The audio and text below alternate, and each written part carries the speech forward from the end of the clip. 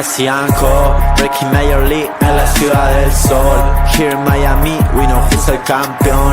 Leo my team, Suárez on the field, Alex wedding dating. Con mis fechas un win, the trio Fabi singing muchachos. Las familias se escuchan los barrios. Esta camiseta pinky la llevan todos los guachos. Los rookies quedan sin comentarios. Messi ambetea, tiki-taki gol. El estadio Chase bañado en gloria y sudor. Aquí se ama y se respeta el balón. Florida es tu casa, acostúmbrate al calor. Estate listo pa' Messi Co. Estate listo pa' Messi Co.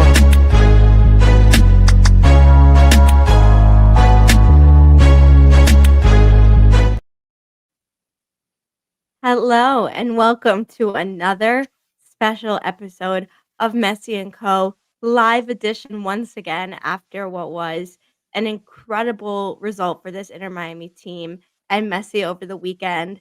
Made it to the next round of the playoffs into the first conference semifinals for the club.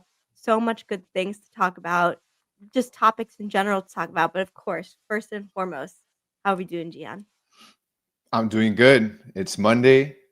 My team's headed to the next round.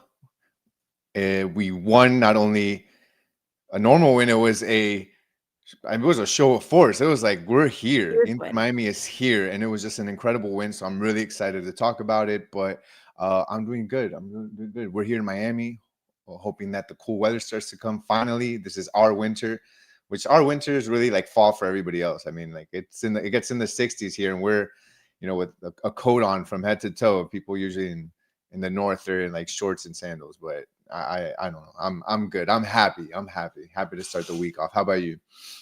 Me too. Yeah. I mean, the game on Saturday was obviously, like you said, super dominant performance, and it made me feel not only good about that game, but just in general. I feel good about this team, and like I said, I was very happy with what I saw. And yeah, I'm excited for the cold weather too. I mean, again, like you said, quote unquote cold. But yeah, it's gonna be exciting. Someone else is in the cold right now, actually, and his name's Lionel Messi, which we're gonna get to in a little bit, because he's in Spain with the national team. But gosh, what a game, and I think there's a lot of talking points we can get to. But I guess honestly, first and foremost, let's just talk about the overall performance. Dominant win, 4-0. Could have probably been more. Nashville probably could have had a goal or two, but regardless, I felt that Inter Miami were in control from minute one, and we saw obviously Messi with just an incredible performance, goals and assists galore. Tadeo Allende with a brace. Just everyone playing their part. Obviously, no Luis Suarez, which we're gonna get to, but you saw Jordi Alba playing at a super high level. We saw obviously Messi, Busquets, all the things that we wanted to see and hoped to see, and it came through in what was a huge performance. And unlike last year, Inter Miami have made it to the next round of the MLS playoffs. They're going to be in the conference semifinals playing against Cincinnati, which we'll obviously talk about, but must be said that like really good result. Really happy with that performance. Same. Really happy with it. And this team really just showed out, and it was incredible. Let's say hi to those in the chat before we keep going. Hey, Ash, feed them. The team, played crisp last game. They may finally be on the same page. Luis Suarez played his role as social media troll 100%. We were talking about that right before we got on. No, but this team performed amazing. And I think that if this team continues to play like they did against Nashville, not only this series, but especially this last game, I think that the sky's the limit for this team and they can make it to the final. I really like the lineup. I thought the lineup was excellent. Again, in part because of the fact that Luis Suarez wasn't available, but this team just looked so much faster. They put so much more pressure on the ball. I think what was the most interesting here is it was all led by Lionel Messi. Messi was putting so much pressure on the ball. He was the one leading the press. Yeah. There were times where he was running back and challenging balls basically on our defensive side. One of them that comes to mind is that one play where Hani Mukhtar there we go. It was Hani Mukhtar that clashed with Rodrigo de Paul clashed against him, and Mukhtar kind of got in his face. There was a little bit of skirmish there, and then right after that play, Hani Mukhtar has the ball. It's like a counter attack, and Messi follows him all the way from the back into our side of the field Yeah. and just bodies him. And I was like, okay, that's Messi just on fire, and Messi is just emotionally involved, and I just love that. He's a leader, and when he does that, when he plays like that, I feel like everybody is fired up. So I loved that. And then obviously, like you said, Tadeo Allende, 2 goals, amazing. One amazing finish. An amazing. I mean, that was, if that's not going to be. It's a shame you don't get so much MLS coverage on ESPN Top 10, because that's an ESPN Top 10 for sure, a top 3 play around. It's almost a Puskás nomination. No, that was, and because not only is it a chip, which is beautiful, but the fact it was a chip from outside the area, like it wasn't. It was just And incredible. unguardable. I mean, goes in the corner, back of the net, Yeah. side netting, like insane. No. Yes. So you've got 2 goal scorers there. You've got Messi with a brace. You've got Allende with a brace. We spoke to him about it actually, to Tadeo Allende in the mix zone after the game. I want to show some of those interviews. We'll show them in a moment so that we can kind of talk about that.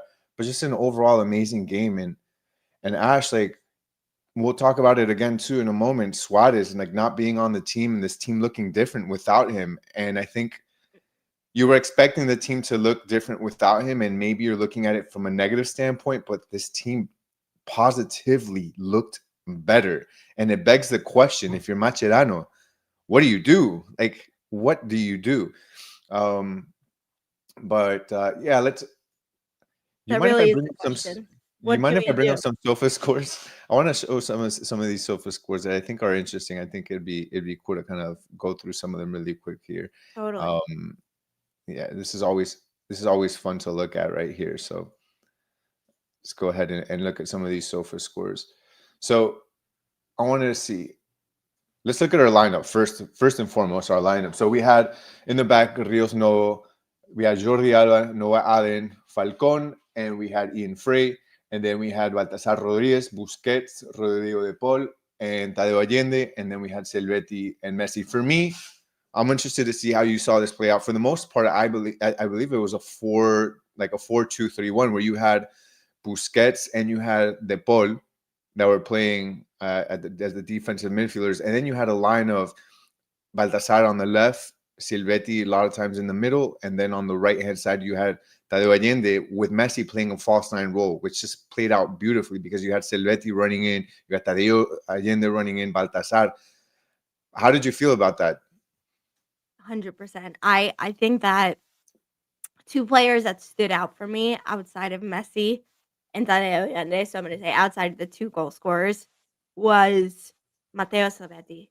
First of all, I mean, we knew he'd have the energy, but wow, what he's creating right now, like, when he's on the field, he's really like, 2 or 3 amazing chances. He obviously got the assist, on Messi's 2nd goal, but just the way the confidence he plays with for being 19 years old, and, like, the amount of offense and attacking he creates is just, like, so amazing. And again, I know it's, like, because of Luis Suarez coming back, it's probably gonna be Suarez who starts over Silvetti, for example, which we'll get to, but I thought he just was absolutely immense. And then the other player who I thought had possibly his best game, if not one of his best games for Inter Miami, Rodrigo de Paul. We were texting about this on the side. I thought that Rodrigo de Paul was everywhere in this match. Starting from minute 1, he was in every empty space that you needed and constantly getting the ball, helping alleviate pressure, whether he was helping as a center back or transitioning in the midfield. I really, it was a match where I'm like, I see the engine. I see him being not necessarily like creating the goals and the chances, even though he had I think a good shot, but just being in every space you need him to be. It was really, really impressive. And so for me, I just thought it really stood out. And like we had been saying, we need him to show up in the playoffs. We need him to show up in the playoffs. I think he showed up on Saturday, and I was really happy with his performance. No, he played very well. Very well. 6.7 on the SOFA score with Busquets at a 7.1. Well, no Not see the yellow surprisingly, card, which brings it down, right? yeah, I think that's part of the algorithm. But he played amazing, and I think that's one of the things that we were looking forward to with Rodrigo de Paul is him finding his legs. We have to, you know, I don't think that he's played horrible by any means. I just obviously the bar is set a lot higher for Rodrigo de Paul, a guy coming from La Liga, coming from the third best team in La Liga, and a guy that's set to take up a DP spot and get and in which we'd have to pay $17 million to bring him in. The bar is set really high. And I think that now he's slowly starting to get into rhythm. It's taken some time, but it's the best time to do it in the playoffs, right? It's what we expected from him. He's been running.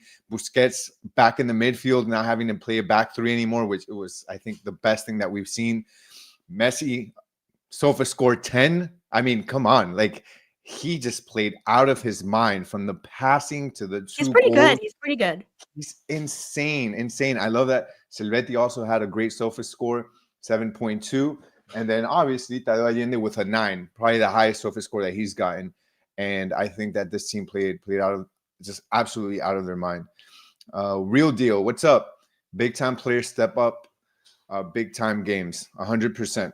100%. So let's actually bring up some of these interviews. I think it'd be fun to go through some of them. So after the game, we went to the mix zone. We were able to talk to Mateo Silvetti. We were able to talk to Tadeo Allende, and we were also able to talk to Noah Allen. So I think it was a good kind of spectrum from one side of the field to the next, because we were able to talk a little bit about the offense, talk to Silvetti about what it felt like to get his first assist with Inter Miami, and to none less than Messi himself. And then obviously this team shut Nashville out, clean sheet. So we wanted to understand a little bit about the defense. What did Inter Miami do different from last game to this game? So I'm going to go ahead really and quick. It must be said, though, the two boys from Rosario, Argentina, one assisting the goal of the other. That's all I'm saying.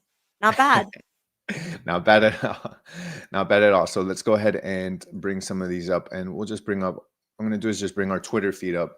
And if you guys aren't following us on Twitter or X, make sure you follow us at Messi Co. You guys will catch all of the mix zone. What we'll do is usually we'll post the interviews that we do, and then in the comments we're going to go ahead and post the entire mix zone interview with that player, so you can go ahead and see basically all of the questions on there. So let's go ahead and get through this first one. So all right, so we've got the first one here with Tadeo Allende. I thought this was a fun one. Why was this a fun one? Because Tadeo Allende, as you guys know, has been in a slump. Well, he was in a slump from August to September. He had gone 8 games without scoring whatsoever, and he had gotten a lot of criticism. Big opportunities, we'll say. Yeah, exactly. So it wasn't the fact that he wasn't getting the opportunities, like Ash said. He was getting into the right spaces. He was running, making sure that he was available to get the ball. He was just missing some clear blank shots. And I think sometimes as a player, that gets in your head, and it's tough to get out of that.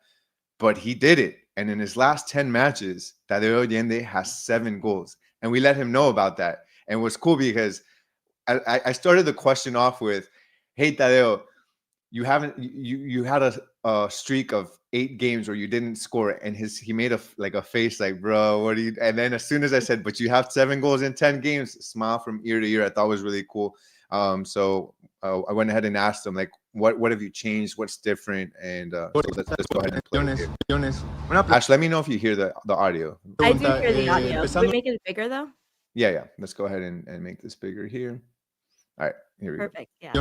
Una pregunta, empezando en agosto, tuviste una racha de más o menos 8 partidos sin meter gol, pero los próximos 10 tienes 7 goles en 10 partidos. Está increíble. No sé si son cosas del fútbol, así es el fútbol, o hiciste algo, cambiaste algo, no sé, como que es increíble.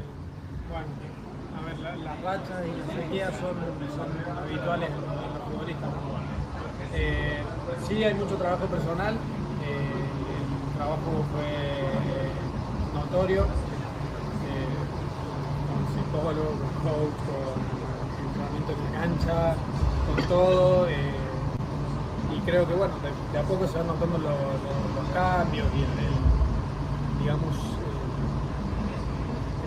fruto del trabajo. Y bueno, vengo con una racha buena.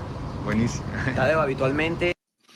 So that was That was Tadeo Allende talking about him and his current streak. And I thought a couple of things were interesting to me. Number one, he said the streaks are normal. Yeah. And all players go through different streaks. We've seen some of the best, I think, go through dry spells. So he said that that's something everybody goes through.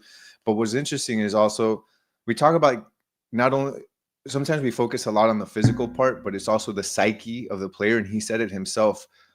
Part of the work that he did was with the coaches and training, but also if you caught it, he said with the psychologist. Personal, yeah. And I think that as a player where you're only, at least in his position, his main role is to score, and he's missing these point blank shots, and he's got all the criticism, and it's heavy on his shoulders. The psychologist is going to help him, and it's a sports psychologist because it's going to help him get out of his own head and be able to open these doors. And obviously it worked. 7 goals in his last 10 matches. Yeah. He's doing well. And I think for Inter Miami and in this playoff run, it's important to have this guy. And Ash, I don't know if he continues like this, I'm good with having him next season as well. Like he's great. 100%. I mean, I think first of all, what a great point about the mental health and the sports psychologist. I mean, this is obviously more an American news story, but important to share. Obviously, there's a tragic passing of a Dallas Cowboys NFL American football player last week. Came out that it was due to mental health struggles. Just shows, I mean, obviously every day people go through it, but athletes as well. I mean, they're in the spotlight. They get paid the big bucks. And look, we talked about it all season how we weren't happy with Tadeo Allende's finishing and, his opportunities he missed, but being able to have your own, being able to work on your self-worth and your ability to be present and in a good mental health space is super important. Working with professionals to get there is amazing. And then, like you said, it totally shows off because when you believe in yourself and you're doing things without having to really think about it, you see the good moments. Yeah, the real deal, 100%. Like people were talking and he continued to work hard, be consistent in his own practicing and off the field and etc. And then, like you said, it turns out that at this stretch where the team needs him the most, he gets 7 goals in 10 games and has been playing really, really well and doing what you want for the team. So good on him, good on the team, the psychologist, etc., to be putting players in the best position possible. Yeah, exactly. All right. So the next one we had the chance to speak to was Matteo Silvetti, which he had his 4th start with Inter Miami. Yeah. And I think in quite a big moment, the youngster having to play in an elimination game against a team that just beat you 2-0, I think is tough for anybody, especially at that age with not that much experience. And he sure came through, and he had his first assistance with an Inter Miami uniform, and it happened to be with Messi. It was him running. He gets the ball from Jordi Alba. He runs, makes a run into the area. Messi dragging behind. He looks up. He passes the ball back to Messi and gives Messi the easy goal. So we asked him about that. Asked him about how it was to get his first assist with Messi, and asked him a little bit about the play. I wanted to understand a little bit about, did you see Messi the entire time? I asked him, or was it last minute? Was Messi yelling at you like, pass back, pass back? So let's go ahead and listen to that one right now and see what Matteo Silvetti has to say.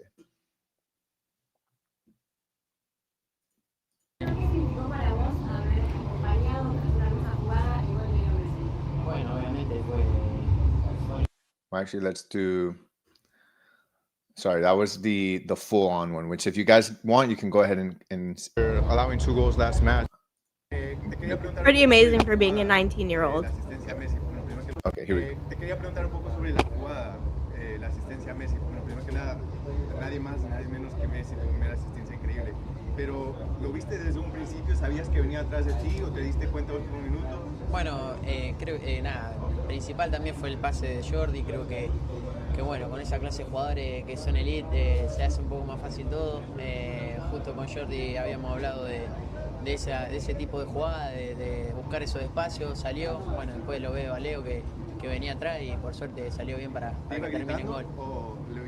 No, bueno, yo creo que sí, uno escucha, pero bueno, después en la euforia también del momento y todo, siempre está bueno visualizar y justo por suerte lo vi. Increíble, gracias. Te quería preguntar un poco Yeah, so he's just saying that luckily he was able to see him last minute, but in the euphoria of all the, Yeah. you've got the ball, you're heading into the area, you got to figure out if you're going to shoot, if you're going to pass. It's sometimes hard to hear somebody, but in that moment, luckily he was able to look up and he saw Messi, but he was excited to obviously get his first assistance his first assist for Messi. Excuse me, 100%. And I mean, this is also just a really good point. Allende may be the factor for the Herons going deep into the final. I'd say the same would be for Matteo Salvetti. Knowing that the offense has Last match. attacking threats outside of just Messi or Suarez, for example, is so important for how the defenses play against us and being able to, create a lot of moments. And yeah, Salvetti, I mean, we saw it in his first match he played. Obviously, I think we think about that, that penalty that Messi gave him and he didn't make it, but I will say we saw from minute 1 of him playing in Inter Miami. I remember that episode we did after his first match, and we were like, "Whoa, whoa, whoa, wait a second. Who is this kid and what has he done?" Because obviously he came from Noel Old Boys, he came from Argentina, from Rosario, obviously Messi's, hometown, and we knew he was this young kind of firecracker, and he played for a little bit. Then he went to the U20 World Cup or U21 World Cup, went with Argentina, made it all the way to the final, um, scored a ton, and then he's come back here and I mean, knowing you're getting the start because Luis Suarez is suspended, being in a big elimination match, I just thought, "Wow, that kid has guts," because that was the performance he's doing and the way he's attacking, spreading the defense, trying to get the goals, the shots, it's just really special.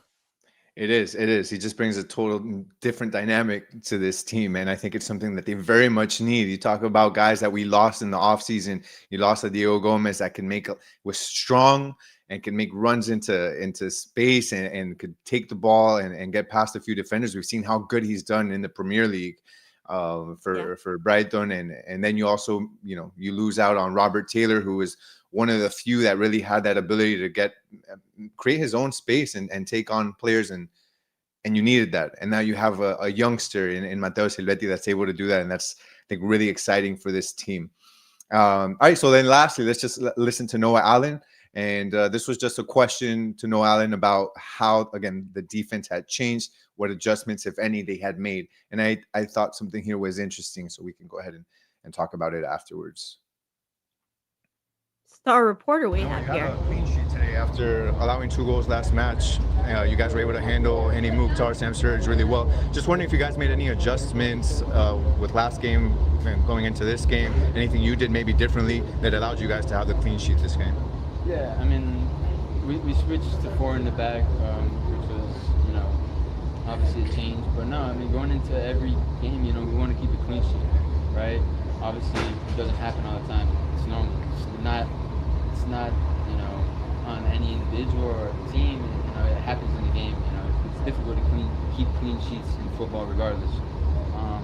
And we made it a point really this game. Like, look, we can win the game if we don't concede. And we try to make that a point every game. But this game was different because it's an elimination game, and we really, really wanted to emphasize that, just like everything else we were doing. Baltasar was coming back to help you guys a lot on defense. Just wondering, is that something that just happened in game, at flow of the game, or is that something that from the beginning maybe Mascherano wanted to happen from the beginning? Yeah, coach made good adjustments from last game, and that was one of the adjustments. No, you had. Wow, great question by you, our bilingual reporting king. Yeah, no, I mean, and it's funny when Noah Allen came in, it was a shame that you weren't able to make it to this game, but I'm sure you would have asked a great question. You like asking Noah Allen questions, and Ian Frey, and you usually have good ones. But I thought that this In was English, yeah. Well, I But was just in Spain, and my Spanish, like I said, I spoke only in Spanish when I was there. So maybe next season I'll ask in Spanish. but I thought it was enlightening, right? It was really helped us understand a few of the adjustments on this team. One of the things that we saw last game, and obviously I don't think worked well for 2 reasons, was Busquets dropping in between Noah Allen and Maxi Falcon to make a back 3. Meanwhile, Ian Frey and Jordi Alba went up. And that really just caused a lot of pain on defense, especially on the counterattacks. And that's what I mean. Even though we didn't really get scored on from the run of play last game, but still there were occasions that it was causing issues, and it's caused issues in the past. So one of the adjustments that they made was they played a back four this time. What does that mean? Busquets didn't slot in between the two center backs. Jordi Alba played a bit more back to make sure that he was there available to help on defense. Ian Frey as well. One of the things that we also noticed, and Noah Allen confirmed it, was Baltasar. There's sometimes, again, not the entire game, but there were some times where you would see what looked like almost a back five sometimes, where Baltasar was coming back to help a lot on defense. So Noah Allen, they're saying that was also one of the adjustments that that Mascherano had made. So that's why the defense looked really well. I think it's looked some of the best it's looked all season. Yeah. I mean, he did a great job. Clean sheet. What else can you ask for? 100%. 100%. I mean, him, Baltasar Rodriguez and Rodrigo de Paul, like we said, and even Busquets throughout the game, dropping back when needed and knowing when to drop back. You never, I mean, obviously Hani Mukhtar and Sam Surge had a couple moments where you're like, they're good players, they make it through, etc. But really throughout the whole match, I was never worried about a huge Nashville attacker scoring multiple goals. I mean, right after the first half, there was a little period when the second half started, but I think that is natural in most games. Like when you know the other team, you're down 2 goals in an elimination game, you're pushing forward. But the back four in general was really good. I mean, it's the lineup we hoped and we predicted for. Noah Allen and Maxi Falcone, I think, have been the best center back duo of this Inter Miami team that we've seen. And then Ian Frey obviously is our choice always as right back when available. If you need, sometimes Cello can come in obviously because Ian Frey has had his share of injuries and you need to make sure he's healthy and viable throughout the match and for the whole thing. And then Jordi Alba, I mean, let's transition and talk a little bit about Jordi Alba because all I was thinking while watching that match and then when the match ended is how is he gonna retire in the next few weeks? Like, or whenever the Inter Miami season ends, how can he retire? He's still so good. I think he's still one of the best left backs in the league, and it's just, oh, I both offensively and defensively, and even in the midfield. I mean, Jordi Alba is so consistently good in creating and defending. Like I said, it's just he makes such a difference in this squad, and I mean, we'll deal with next season when we have to, but he just deserves praise because even at this point, I mean, Sergio Busquets had a good game too, but Jordi Alba is just sensational. He really is. They said on the American broadcast really quick before you go, and I thought this was or the English broadcast, I thought this was a really good point. They said, Jordi Alba changed how the left back is viewed in Europe and just in football in general because he came in and he was basically a number 10 and like played in his when he was coming up in the academy and everything for Valencia, he played at a number 10 and has the attacking ability and the technical ability to be someone who plays on offense, and he plays at left back. So it's like really you're like spoils, right? The victor goes to spoils because it's like you can have anyone be playing and you have Jordi Alba who's just as good as anyone else on the offensive part of the field, and he's your left back. Yeah, of course. We've said it multiple times. It's like having another striker on the field. There are times where when Allende was unfortunately in that streak of not being able to score, you had Jordi Alba not only making the passes into Messi, but he was also making runs into space, and he was able to finish clinically. Like he is just an incredible asset to this team. So not only Jordi, but Sergio Busquets. How are either of them retiring? That's insane. I don't know. Still playing at such a high level at this age. I beg the question of both of them. How are they leaving so us? How are they crazy. leaving us? And it's going to be big shoes to fill for the Jordi Alba position at left back. I mean, the newest rumor now is Kai Wagner from Philadelphia. I was just about to say that, yeah. Sergio Reguilon, we talked about already. So, I mean, that's some Former big Tottenham shoes to player, fill. yeah. So yeah, no, I agree with you 100%. with that. I think there's a big question here, and they're already starting to talk about it in the chat, and it's I something know that where we you're going. talk Yep. about as well. And it's, do we need Suarez to start next game? No Suarez, no problem.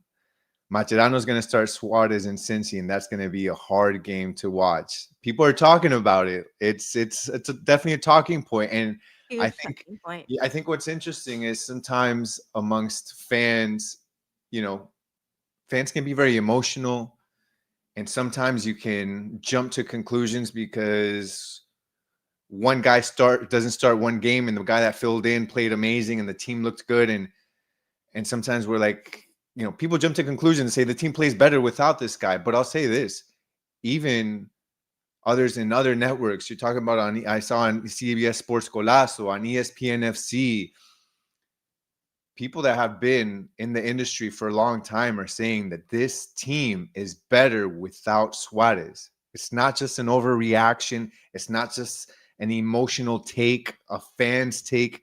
The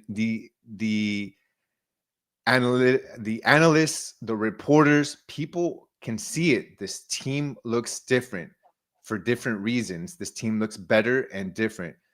What are some of the ones that you've seen, at least, that you can pinpoint and say, well, first of all, I don't want to put words in your mouth. Do you want Suarez to play next game? And if you think this team looks better without him, explain, like, why do you? And then I'll chime in. I want to know if both sides of that. Well, it's a really good question, and it's a good point, and yeah, it has been a topic of conversation for a lot of, football, soccer coverage we've been seeing. I think there's 2 answers. There's answer what I want to see and what do I think is going to happen. The I same, unfortunately it's always the same. Always the same I question. don't think, I think that's every football fan in the world or any sports fan, honestly, of any team when there's, not every player on the roster can play. That's how sports work. Um, Wait. and Would that question bear that much weight if Suarez wasn't Messi's friend? That's another question. But I think, go ahead. yeah, I mean, the answer is, I think I would rather see Suarez come off the bench in the game against Cincinnati, because just seeing the different view of this offense. I would like to see it because again, Silvetti and Tadeo provide so much width and they're speedy and attacking, and then you're not relying on Messi and Suarez to be the ones doing it. But then you even see in this past game Messi pressing for most of the game because again, I think you feel the comfort when you have 2 speedy players right around you and even Baltasar Rodriguez, you feel comfortable with that. And obviously with Suarez, he doesn't have the speed anymore. He does have the contributions. I think this is a good point by Tony. I mean, true enough that you can say Silvetti isn't a better contributor than Suarez at this point.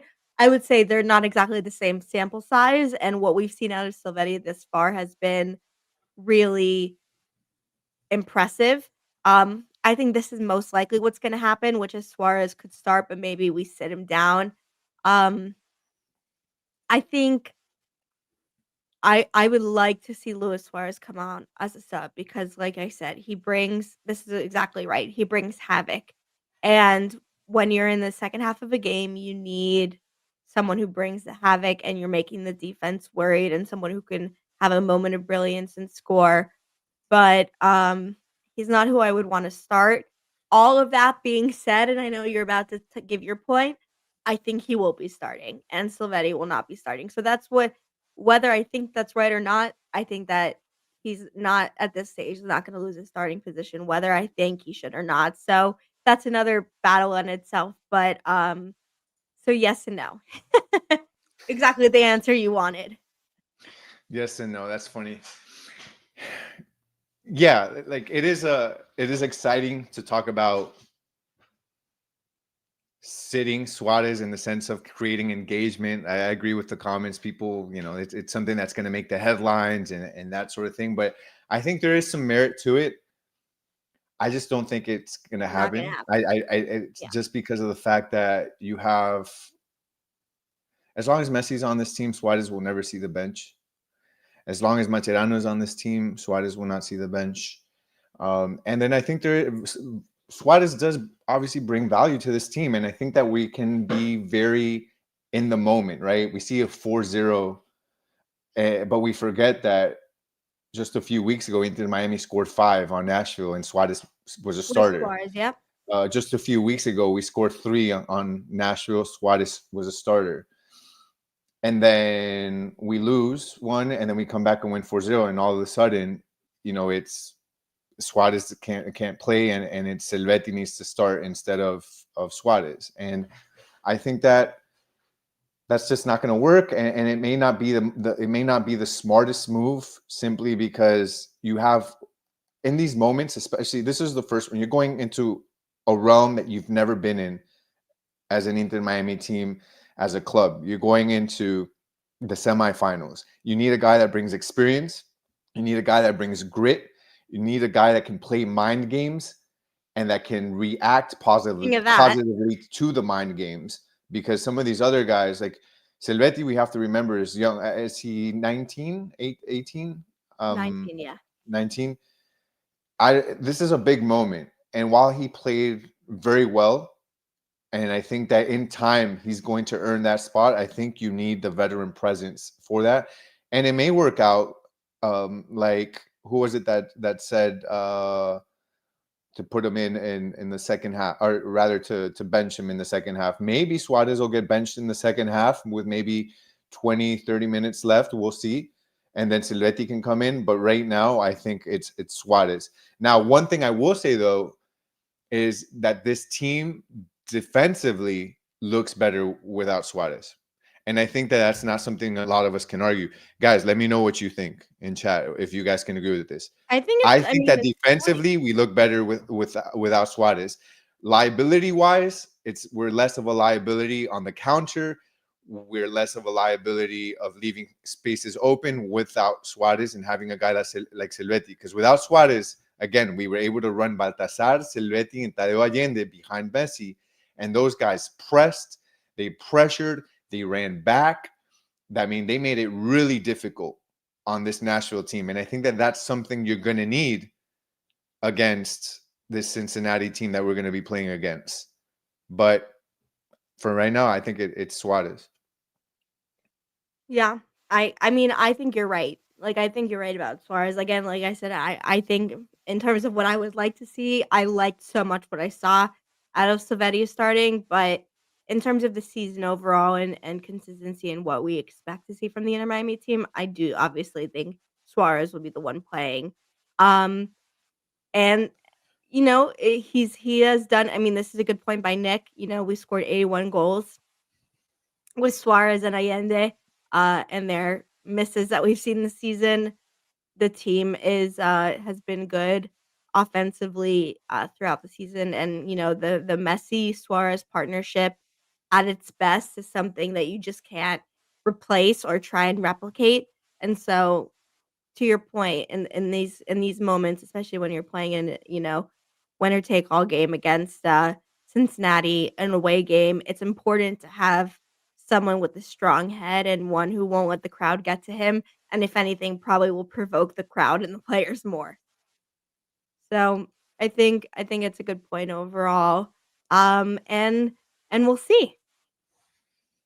Yeah, just want to look at Tony says expected goals doesn't reflect that. Gio Nashville had 0.62 expected goals in game 1 and 0.58 expected goals in game 3. That's with Baltazar helping out.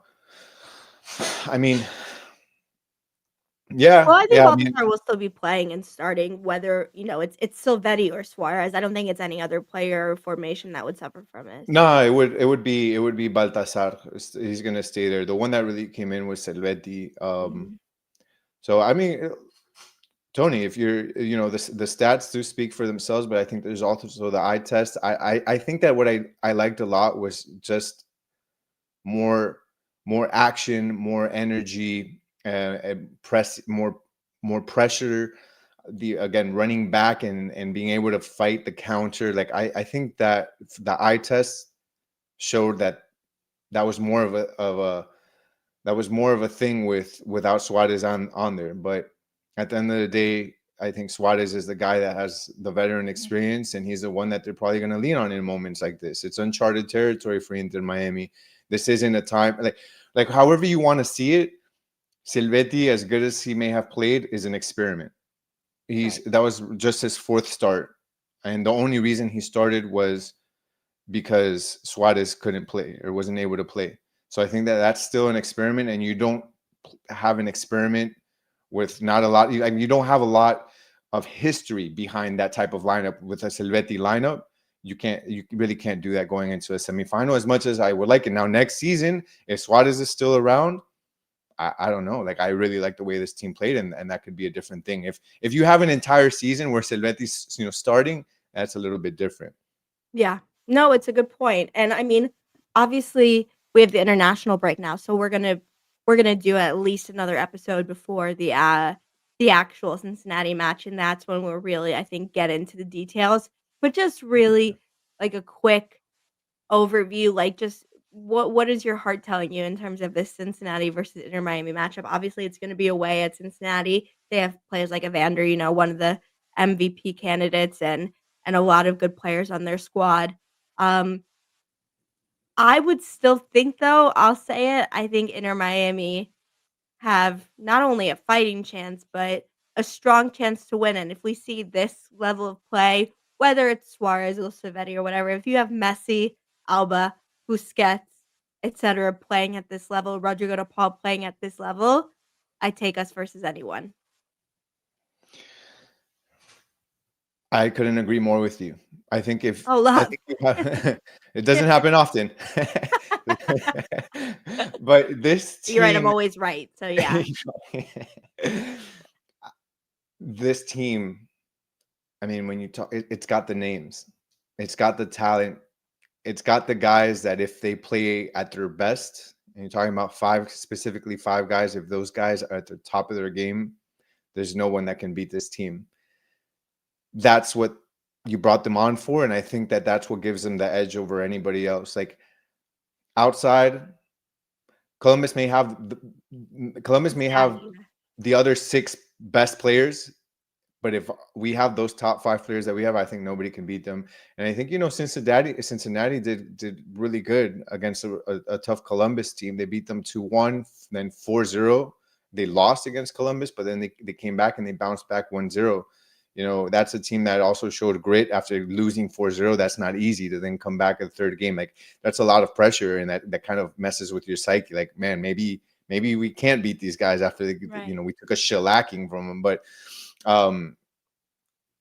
look, Inter Miami has the win. It has the ability to win, and they have the X factor. Who's the X factor? Messi. And Messi is unstoppable from assisting to being able to score braces. You talk about the Paul that is, it looks like, I don't know if you guys are familiar with the movie Cocoon, but it looks like he was in Cocoon and he got rejuvenated. Like he's playing amazing. You talk about Tadeo Allende that is playing incredible now. Like that's also an X factor, not just Messi, but Tadeo Allende having a streak of scoring 7 goals in 10 games. Now you don't have to worry about him missing these point blank goals. Like that's another X factor for us. Busquets no longer playing in a back three and actually being part of the midfield and being able to make the passes that only he can make aside from Messi. It's incredible too. Ian Frey starting all the time now. Jordi Alba's healthy. Rios Novos playing well.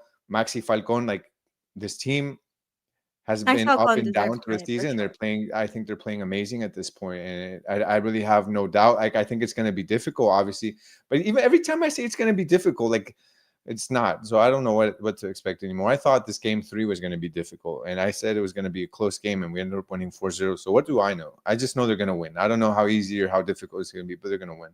Yeah, I mean, I quick shout out to Maxi Falcon and Rios Nova, who have been absolute rocks in the defense and in the goal and have done such a good job to finish off the season. Maxi Falcon, who's played all season really consistently.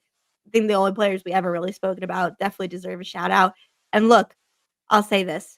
If you have Messi at a 6 or 7, I take your chances of winning. If you have Messi playing at a 10 score, I really take my chances to win. I mean, you're seeing him playing at such a high level, and, everyone around him too has raised their game. Um, I I may think not have said this. Sorry to interrupt. I may not have no, no, said no, this 2 months ago, but my money's on Allende now. Like he's playing really well. 100% no, I mean, exactly, when the setups and everything Messi does, to create the moments for Allende, and then they pay off, you're like, "Wow, this team can do anything," and I mean, Nick said it best, "If we can beat Cincinnati in TQL Stadium away from home, I believe in everything that this team can not only make it to the final, but win." Excuse me, yeah, I mean, just Messi's medium best and best is so much better than everyone else that it's just amazing to watch, and I can't wait to keep watching it. Agreed. Agreed. Look, I've been watching Suarez for a long time. I've been watching Suarez. I don't think he's different in other than his knees are more jacked up than they ever have been, and I think that at this point in his career, he's running less. But I Throw mean, all your money to Alba to sacrifice Luis Suarez. I wish that's how it worked. I don't know what we could have done to I would give Alba a gold statue if I thought it would keep him. Same for Sergio Busquets, but, we'll take what we can right now, and that starts with, Inter Miami's game against Cincinnati and just trying to, end the season as well as possible. And yeah, I mean, look, like we said, DePaul wasn't having a great start to his Inter Miami career, but what I saw him do in this past game was absolutely excellent. And with him on the field makes a huge difference in how the team operates, the spacing, the defense, the offense, everything works well because of DePaul being able to help soldier that midfield along with Busquets. Okay, this has been such a great episode. There's one more thing I want to get to. Like we said, we will definitely be doing more episodes, at least one more episode before the Cincinnati match, if not more. Um, but there's something that happened today that I need to talk about. I'm going all the way back up to our chat. Comes from Ash. Messi visiting Camp Nou make grown men cry. Mostly European, but still. Yeah. Waking up this morning to seeing uh pictures of Lionel Messi that he posted on Instagram at Camp Nou in Barcelona on the field, seemingly just went by himself or, with Rodrigo de Paul, who was the one who took the pictures and just said, to the gate agents, "Hey, I'd like to just go in, and take pictures," and it was, like, the middle of the night. Um, okay, awesome, didn't see that coming, but it puts him in a happy place and it makes, obviously, fans go, "Whoa," then great. I mean, we said I just wanna specify before we even get into it, he's just signed a contract extension with Inter Miami through 2028. I do not think he's going anywhere. I think the fact that he has a good relationship with not with actual the Barcelona, front office, but, still feeling that place in his heart, going to the stadium, seeing it, great.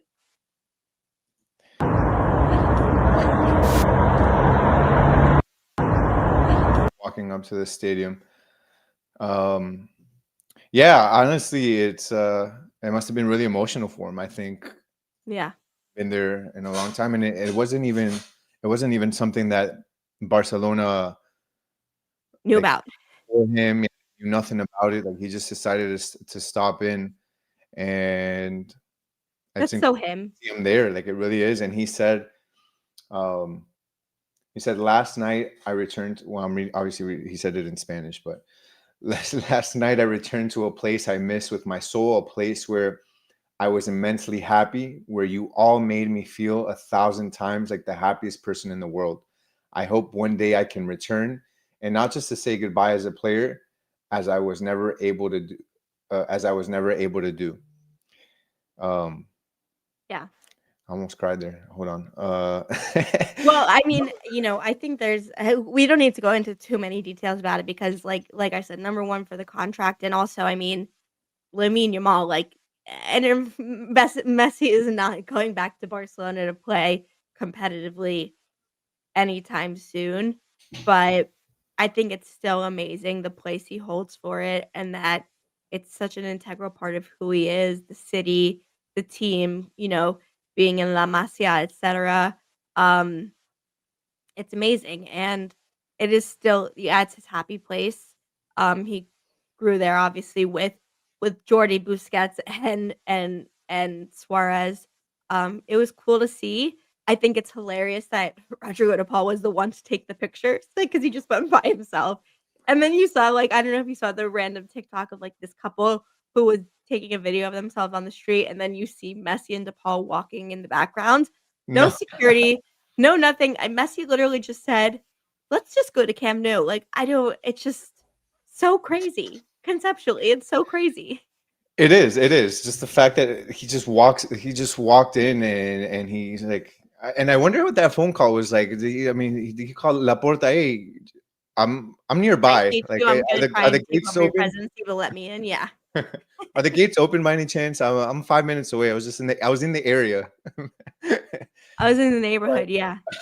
no, but I So just think it's funny. incredible to see him there after such a long time of not seeing him in the place that he grew up, in the place that he won so much, and in a place that really it's tough, but they kicked him out, and it was really bad, and he went through a lot, I think. And now to see him back there and smiling, I think is really awesome. And I think that let's see if that brings another aura, another energy to him. Yeah. And we need it for this game against Cincinnati. But that's just really great to see him there. And I really thought it was interesting. I don't know what the heck this means. I'm not even going to speculate, but for him to say, I like hopefully one day I can go back and not just to say bye as a player. I don't know I what think it means that becoming means. Like, president. that would be the biggest comeback to Laporta. Imagine he runs for Yeah, president right? against Laporta. But I still hope that he goes back and plays a game there. Like, I don't know how it's going to be, where it's going to be. I don't know if they do it, if he signs a 1-game contract. Look, if I'm Inter Miami, I'm giving him the okay. Like, if you want to do it in the offseason, go play a game and go say goodbye. And I just think that he deserves that last game. That last game wearing a Barca jersey. It's something the world deserves. Everybody deserves it. You're a fan of the game. It's the one thing that we were left without. And I Yeah. think we all need it. Agreed. I mean, well, we're getting some comments, obviously, like, that's his happy place. I get it. 100% his happy place. Tony saying, well, of course he could. I wasn't saying he couldn't play from a talent standpoint. I just mean, obviously, with Laporta and now with Lamine Yamal taking over as like the talisman, Barcelona, the number 10. I just think it would be unrealistic. Yeah, like Messi won't share the same air as Do you Laporta. think I he's agree with leaving? this, honestly. Do you think he's leaving Inter Miami at the end, going back after, obviously, after his contract? Do you think he's going back To and live there? to live there and to have his kids play for Barca? Is that the dream for Messi? Is that something that he want, or is he still, obviously this may be a step in the right direction, but he still may have a little bit of a sour note, obviously. But I wonder if that's like the main goal for him, is to go back and have his family there and his kids play there.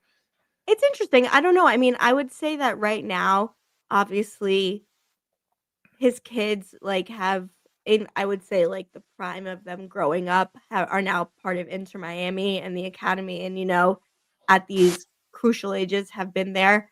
Um, and so I don't know if they would want to leave or what that would even look like. And again, it wouldn't be for at least 2 more years, if not three. So I mean, it could.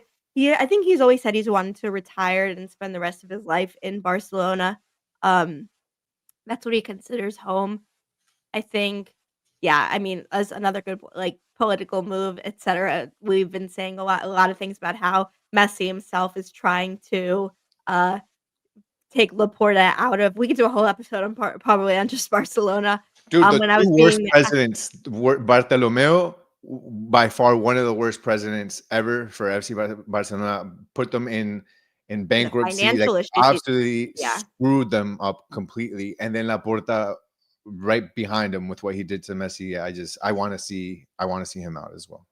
Yeah, when I was in Barcelona a few weeks ago, it was El Clasico. I was actually in Madrid, and it was where the El Clasico was in Madrid, and then that day we went from Madrid to Barcelona, and people were so upset in Barcelona, like, our taxi driver screaming for 25 minutes about how mad he was, the radio playing about the game. It just yeah. I mean, obviously, it's means everything there, and like I said, I think he will, like, retire and spend his post-career there. I don't in terms of playing there, like, a last match or something like that, you never know. I mean, things are different now, but I don't know, I just don't know how he's gonna be able to go and play there professionally, and I mean, part of it, obviously, I'm saying as an Inter Miami fan, but as a Messi fan, I understand the want, the desire to see it. I just don't know how it happened, and especially if Laporta is there. Um, I don't think we'll have to worry about that for a while. Overall, it was Do it just nice against that like he got to go. do it against a bottom team like Elche, or you do it against I don't know, like it can't be obviously like a classic or anything. Just one of the bottom teams, put them in for the last 10-15 minutes and say goodbye. We all need it, but um, It would be lovely. I hope hey, I as a fan of football and of Messi, I'd love to see it. We'll cross that bridge when we get Zaragoza to too. it. Yeah. But, for now, I think we can talk about just, how amazing the Inter Miami team has played in that game 3, and how we have so much to look forward to with Cincinnati and seeing how this team continues to perform, including Messi, who's just honestly the absolute freaking best.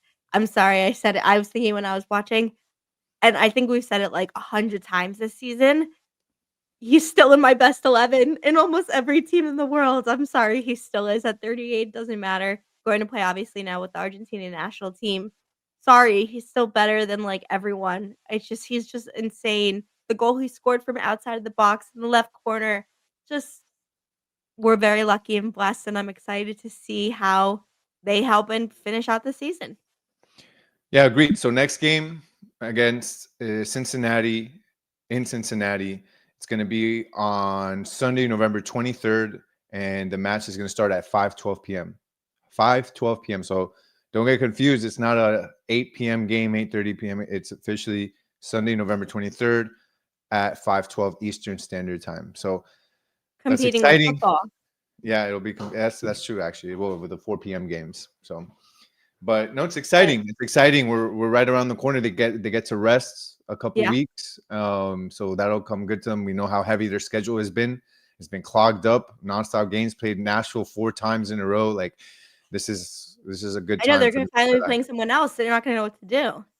Dude, I was getting boring, man. I'm like, I don't want to see Nashville again. Can't I see was the planning yellow I was again, planning a yeah. trip to Nashville this week, and I canceled. I don't want anything to do with Nashville right now. I'm just absolutely bored out of my You know mind. what's funny? My best friend one of my best friends, she lives in the apartment building next to the stadium in Asheville, so when I visit her, I literally can see the stadium from her window, it's so crazy. That's pretty And cool. so she knew when she's like, "I'm sorry," when it was game 2 and Nashville won, but, yeah. Anyways, a lot to look forward to. We will be like you said, the game's the 23rd, we will be doing an episode next week again, uh live to talk about, any updates that happen between then and doing a Monday, 6 full p.m. preview of the game. Yep, Monday, 6 PM, the 17th. Um, keeping consistent, and then, yeah, I'm just really excited and ready to go. This has been an awesome episode. Thank you so much for your participation. Great questions, great comments, great vibes. It's been really awesome, and, we hope you have a great rest of your week, right? Yep. Everybody have a great rest of your week. Make sure you like, comment, subscribe. Make sure you hit that little thumbs up. Every time you hit that little thumbs up, the algorithm catches it and more people get to see the video. So just help us out with that. And we'll catch you guys on Monday, 6 p.m. next week for another live episode. Thank you so much for See you watching guys. this episode of Messi Co. I'm Ashley, that is Gian, and we will see you next time.